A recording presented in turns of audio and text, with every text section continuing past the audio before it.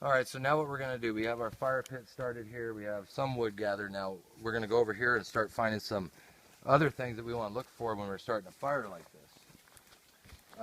One of the things we want to look for, of course, is wood that's nice and dead. You don't want to grab stuff in this wet environment. You know, the snow's just freshly melted off the ground. Everything is just absolutely soaked. You can see that it's just completely soaked, you know. So you always want to grab something that's in the air because it's been dried out by the wind and stuff like that. It's dead, not soaking up. You hear how it cracks like a fire. When it breaks, then that means it's going to burn like a fire. It'll burn really good. So all that's really good wood. Look at how much is here.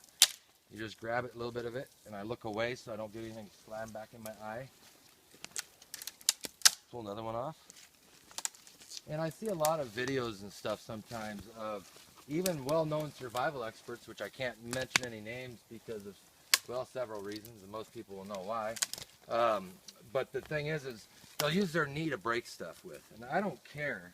I've seen almost every survival expert on TV use their knee, and that's just nonsense. You don't need to do that. The best thing you can do is if you got something over a 4-inch diameter, you probably want to use two logs next to each other, two trees, and stick that log between there and break it off.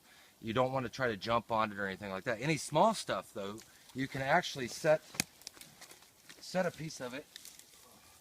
Instead of breaking it over your knee while you're standing by the fire, just set it on a log and just push on it and see it just breaks in half. It's much safer than trying to break it on your knee. You'll get a knot like this and hit your knee. You could really knock a hole in your kneecap, you know, and you don't really want to do that. You need your patella. So that was just a couple things I wanted to show you. And if you look here, you can see a lot of people really like the old man's beard. They think that's a really great fire starter. Well, I'm sorry, it's not a very good fire starter. It's great for holding moisture in up here, though. I can tell you that. The best stuff I find up here to use is this type of moss here that grows all over the different types of evergreen type trees.